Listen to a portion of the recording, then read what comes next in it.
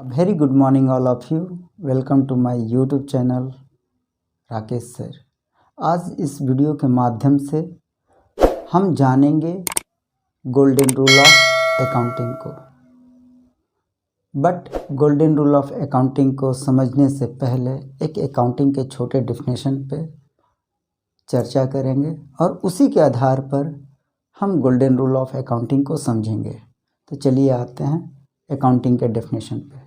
Accounting का definition इस प्रकार दिए गए हैं कि accounting is the art. Accounting क्या है? तो एक आर्ट है, कला है। किस चीज़ का? तो ऑफ रिकॉर्डिंग बिजनेस ट्रांजैक्शन, यानी बिजनेस के जो भी लेन देन हो रहे हैं उनको रिकॉर्ड करने की कला है। But how? तो according to some specified rules, यानी कुछ निर्दिष्ट नियमों के अनुसार बिजनेस के ट्रांजैक्शन को रिकॉर्ड करने की कला है। अब यही जो स्पेसिफाइड रूल्स हैं, इनमें एक rule golden rule of accounting, जिसे हम लेखांकन के सुनहरा नियम कहते हैं, जिसके आधार पर हम रोजनामचा या जर्नल एंट्री बुक में करते हैं। तो गोल्डन रूल ऑफ अकाउंटिंग को समझने से पहले सबसे पहले हम बिजनेस को समझेंगे, फिर बिजनेस के ट्रांजैक्शन को। बिजनेस हमारा अकाउंटिंग में जो अकाउंटिंग का कॉन्सेप्ट है, एक कॉन्सेप्ट है बिजनेस एंटिटी कॉन्सेप्ट, जो कि ये कहता है कि बिजनेस और बिजनेसमैन, यानी बिजनेस का मालिक यानी ऑनर और बिजनेस दोनों अलग अलग व्यक्ति हैं, यानी दोनों का अस्तित्व जो होता है वो अलग अलग होता है। चलिए एक उदाहरण लेते हैं। मान लीजिए कि ये एक पर्सन है जिसका नाम हम जेड रख रहे हैं, और ये एक नेचुरल पर्सन है जो कि बिजनेस का ऑनर है।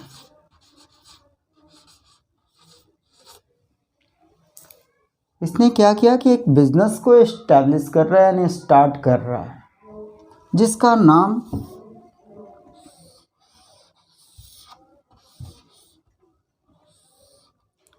ABC है। ये इसका बिजनेस है। जेड का बिजनेस ABC है, यानी जेड जो है ये नेचुरल पर्सन है और इसका ABC जो है बिजनेस, वो एक आर्टिफिशियल पर्सन है। ये पर्सन कितने तरह के होते हैं, ये मैंने टाइप्स ऑफ अकाउंट में जो वीडियो बनाया है उसमें दिए गए हैं, जिसका लिंक इस वीडियो के डिस्क्रिप्शंस में दिए गए हैं। यहाँ पे ये जो ऑनर जो है इस बिजनेस को एस्टेब्लिश कर रहा है, तो ये बिजनेस एक अलग व्यक्ति हो गया from the point of view of law. अब जो भी हम एंट्री करेंगे वो from the point of view of the business, यानी जो भी बिजनेस लेन देन का एंट्री करेंगे हम बिजनेस के पॉइंट ऑफ व्यू से करेंगे, न कि ऑनर के पॉइंट ऑफ व्यू से, यानी मालिक के पॉइंट ऑफ व्यू से हम नहीं करेंगे। जो भी बिजनेस का एंट्री करना रहता है हम बिजनेस के पॉइंट ऑफ व्यू से एंट्री करते हैं। हमने इस बिजनेस को भी हम एक आई दे दे रहे हैं, है ना। ये आर्टिफिशियल पर्सन है which has no physical existence as we, और ये नेचुरल पर्सन है। अब जो भी हम एंट्री करेंगे बिजनेस के पॉइंट ऑफ व्यू से एंट्री करते हैं। अब सपोज दैट ये जेड ने 1 लाख रुपीज़ 1 लाख रुपीज़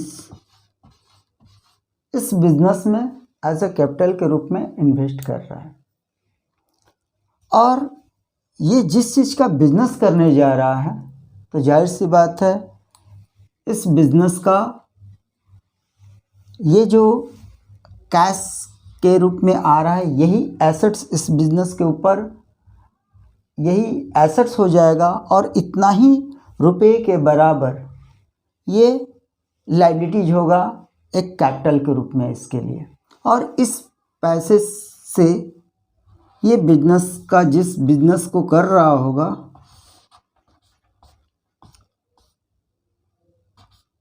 वो गुड्स, अगर मान लीजिए ट्रेडिंग बिजनेस कर रहा है तो गुड्स खरीद करके लाएगा, और फर्नीचर, या ये पैसे जो हैं एसेट्स के रूप में कई रूप में बट करके इस बिजनेस में रहेंगे। और जब ये बिजनेस को स्टार्ट किया, गुड्स ला करके इसमें भर दिया, और उसके बाद ये बाहरी लोगों के साथ अगर लेन देन नहीं करेगा, ये मान लीजिए बाहरी पर्सन है और ये बाहरी लोगों के साथ अगर ये बाहरी लोगों के साथ ट्रांजैक्शन नहीं करेगा, लेन देन नहीं करेगा, तो ये बिजनेस नहीं कहलाएगा। बिजनेस कहलाने के लिए इसे बाहरी लोगों के साथ ट्रांजैक्शन करना होगा, लेन देन करना होगा, तभी ये बिजनेस कहलाएगा, अदरवाइज ये बिजनेस नहीं कहलाएगा।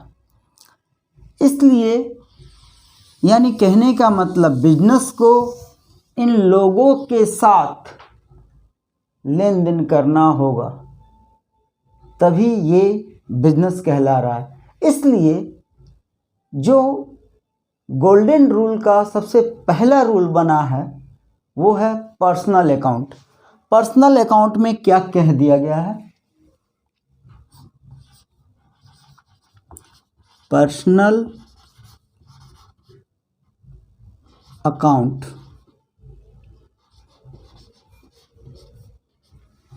पर्सनल अकाउंट में यही कहा गया है कि debit the receiver and credit the giver, यानी पाने वाला को DR करो और देने वाला को CR करो। किसके पॉइंट ऑफ व्यू से?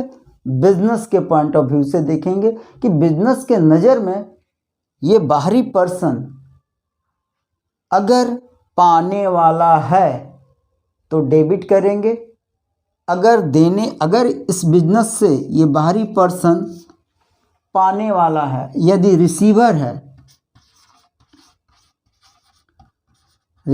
है तो इस पर्सन के नाम को हम बुक में डेबिट कर देंगे। और अगर ये बिजनेस के पॉइंट ऑफ व्यू से ये पर्सन अगर गिवर है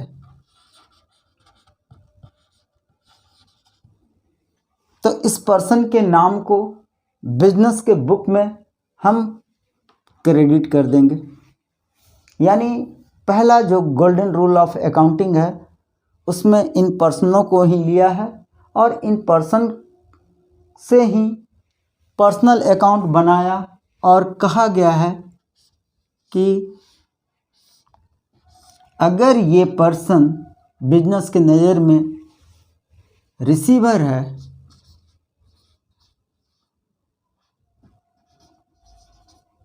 तो DR कर देना, एंड गिवर है यानी पाने वाला है तो DR, और अगर देने वाला है तो CR कर देना। गोल्डन रूल ऑफ अकाउंटिंग का फर्स्ट जो रूल है पर्सनल अकाउंट, वो ये कहता है कि debit the receiver and credit the giver, यानी पाने वाला को DR करो और देने वाला को CR करो। अब मानते हैं कि इसे हम मान ले रहे हैं कि ये राम है, राम है ये person. Cash paid to Ram, यानी राम को मैंने कैश पेड किया। तो यहाँ क्या हो रहा है कि राम जो है वो रिसीवर है, that's why the name of Ram will be debited in the book of business, यानी बिजनेस के बुक में हम राम के नाम को डेबिट करेंगे। If cash received from Shyam, suppose that ये श्याम है, cash received from Shyam, Shyam से कैश 500 रिसीव किया। इन दिस कंडीशन श्याम जो है वो बिजनेस के नज़र में गिवर है, that's why the name of Shyam will be created in the book of business, यानी बिजनेस के बुक में इसके नाम को हम क्रेडिट करेंगे। अब ये रिसीवर और गिवर की बात आ रही है, यानी पाने वाला और देने वाला का बात आ रही है। तो इनफैक्ट इस बिजनेस में जो भी एसेट्स हैं, इस बिजनेस में जो भी एसेट्स हैं या तो कम्स इन हो रहे हैं या तो गोज आउट हो रहे हैं, और इन्हीं एसेट्स को गोल्डन रूल ऑफ अकाउंटिंग में रियल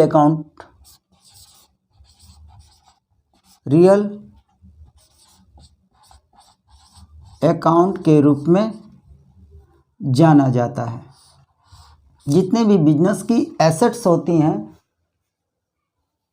वो रियल अकाउंट में आ जाते हैं, यानी जो भी थिंग्स होंगे, जो भी वस्तु होंगे बिजनेस के एसेट्स के रूप में होंगे, वो सारे रियल होते हैं। जैसे फर्नीचर हो गया, लैंड एंड बिल्डिंग हो गया, प्लांट एंड मशीनरी हो गया, कैश हो गया, ये तमाम चीज़ें जो हैं जो वस्तु के रूप में होंगे वो तमाम रियल अकाउंट में आ जाते हैं।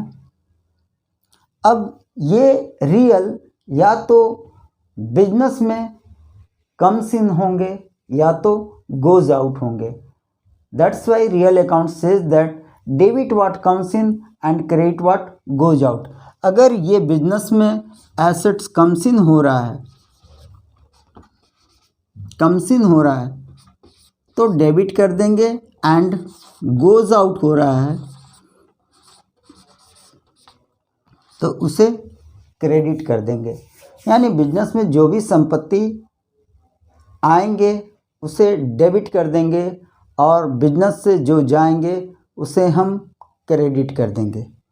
अब यहीं पे इसी एग्जांपल में जैसे cash paid to Ram, Ram को कैश पेड किया जा रहा है, तो इट मीन्स दैट राम तो रिसीवर हो गया तो राम को डेबिट कर देंगे। बट एसेट्स ये ₹500 जो है, ₹500 जो है ये बिजनेस से गोज आउट हो रहा है अकॉर्डिंग टू रियल अकाउंट। ये 500 गोज आउट हो रहा है, दैट्स वाई ये कैश को हम, कैश हमारा रियल अकाउंट है और कैश बिजनेस से गोज आउट हो रहा है, दैट्स वाई कैश को हम क्रेडिट कर रहे हैं।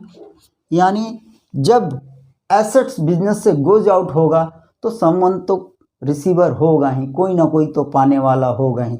दैट्स वाई रियल अकाउंट का जो ये गोज आउट हो रहा है एसेट्स, तो समवन रिसीवर हेयर, यहाँ राम जो है वो रिसीवर है, that's why the name of Ram will be debited and cash will be credited.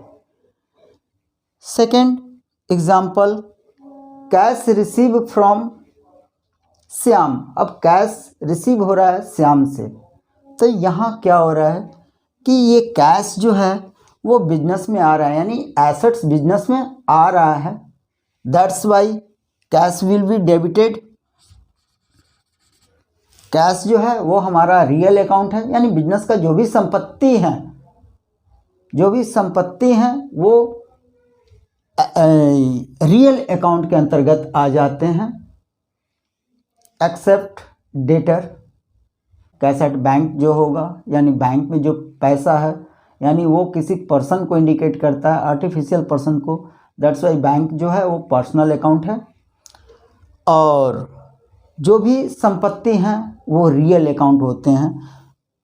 तो अब यहाँ पे कैश रिसीव्ड फ्रॉम राम, तो ये कैश तो रियल है, ये बिजनेस में क्या हो रहा है, कम्स इन हो रहा है। दैट्स वाई कैश को डेबिट करेंगे according to real account. And Shyam जो है वो गिवर है, यानी इसका रिलेशन इसके साथ हुआ, यानी कैश कम्स इन, यानी रियल बिजनेस में आ रहा है। दैट्स वाई ये रियल डेबिट हो जाएगा cash. And Shyam is giver from the point of the business, या that's why the name of Shyam will be credit according to personal account.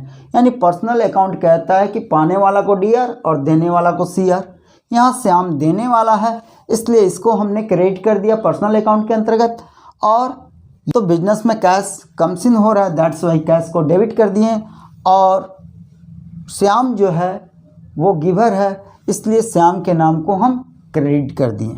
यहाँ पर्सनल अकाउंट और रियल अकाउंट कुछ एंट्री में किस तरह से इंटर रिलेटेड है, यानी हम यहाँ देख लिए कि जब अगर कोई व्यक्ति पाने वाला होगा, उस कंडीशन में बिजनेस से जो एसेट्स हैं वो गोज आउट होगा, तभी कोई व्यक्ति पाने वाला होगा।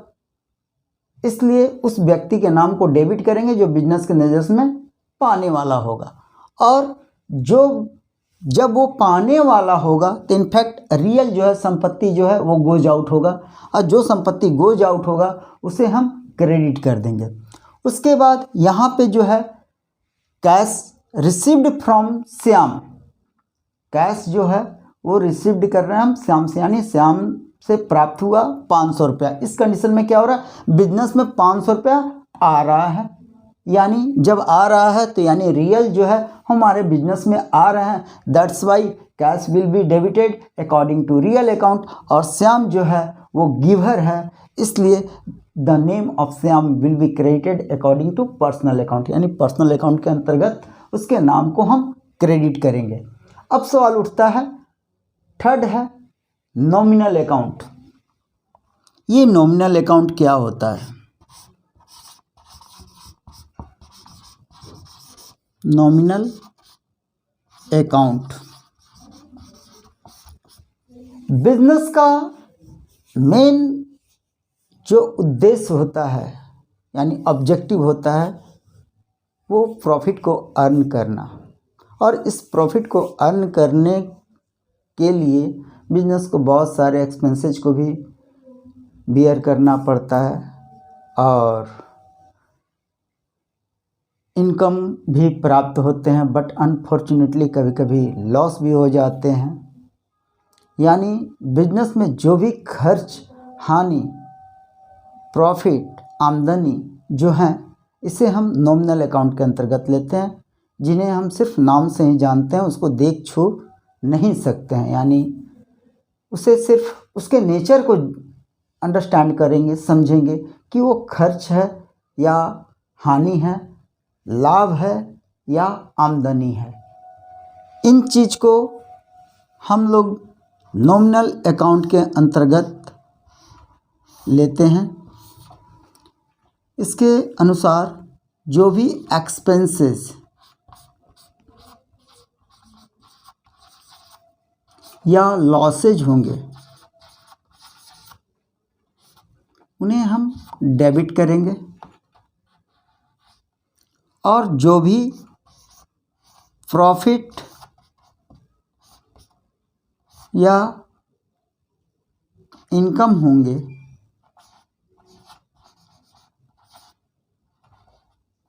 जो भी प्रॉफिट या इनकम होंगे उन्हें हम क्रेडिट करेंगे। अभी सपोज दैट ये बिजनेस जो स्टार्ट किया था इस जेड ने, हो सकता है कि वो किराए पे लिया हो और उसका 1 महीने का किराया अगर ये जेड पे कर रहा होगा तो बिजनेस के नज़र में वो किराया जो होगा वो एक्सपेंसेज होगा। दैट्स वाई रेंट को हम क्या करेंगे, डेबिट करेंगे according to nominal account, because nominal account says that debit all expenses and losses, credit all income and gains. यानी जो भी बिजनेस के खर्च और हानि होंगे उसे हम डेबिट करेंगे और जो लाभ और प्राप्तियां होंगे उसे हम क्रेडिट करेंगे। दैट्स वाई यहाँ पे रेंट को जब डेबिट करेंगे तो इनफैक्ट अगर इन कैश में पेड कर रहे हैं तो कैश यहाँ क्या होगा, हमारा गोज आउट होगा। यानी इसका रिलेशन इसके साथ, यानी कैश गोज आउट होगा, कैश गोज आउट होगा। दैट्स वाई कैश को क्रेडिट करेंगे और यहाँ रेंट जो है बिजनेस के पॉइंट ऑफ व्यू से एक्सपेंसेज होगा, इसलिए हम रेंट को डेबिट करेंगे। अब उसी तरह से अगर कमीशन, ये अगर ट्रेडिंग बिजनेस कर रहा है तो अगर एज ए कमीशन के रूप में ये होलसेलर से अगर इसे एज ए कमीशन के रूप में मिल रहा होगा इन कैश में, उस कंडीशन में क्या होगा कि कैश बिजनेस में कमीशन करेगा। दैट्स वाई कैश को हम डेबिट करेंगे और कमीशन को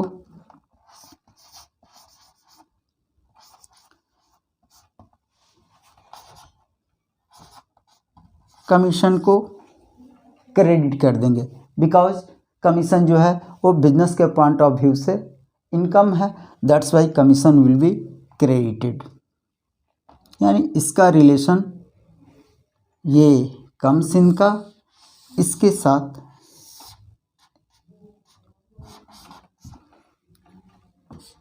यानी जब कमीशन रिसीव्ड होगा तो कमीशन बिजनेस के पॉइंट ऑफ व्यू से इनकम होगा। दैट्स वाई कमीशन को क्रेडिट करेगा और ये कमीशन कैश के रूप में मिला है तो कैश रियल होगा। दैट्स वाई कैश कमीशन हो रहा है, दैट्स वाई इसको हम डेबिट करेंगे। और यहाँ समाप्त होता है हमारा golden rules of accounting.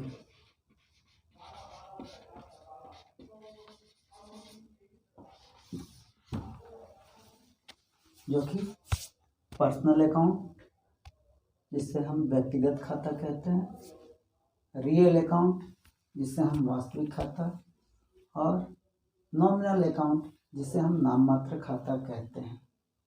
I hope ये वीडियो आप लोगों को पसंद आई होगी और मैं आशा करता हूँ कि उन ज़रूरतमंद स्टूडेंट को ये शेयर करेंगे जिन्हें गोल्डन रूल ऑफ अकाउंटिंग को समझने में दिक्कत का सामना करना पड़ता।